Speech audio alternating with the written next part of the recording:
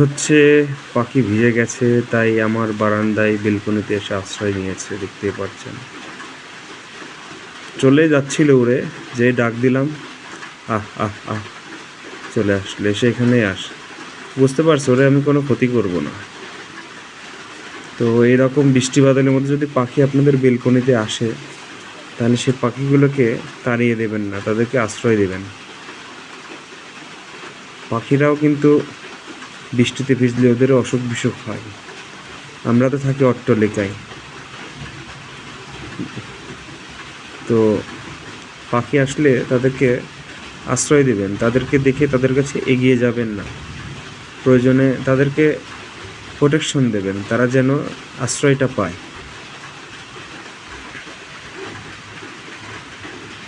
দেখছেন, এটা হচ্ছে একটা বুলবুলি পাখি। হ্যাঁ, বুলবুলি পাখি। এই বুলবুলি পাখিটা আশ্রয় নিয়েছে।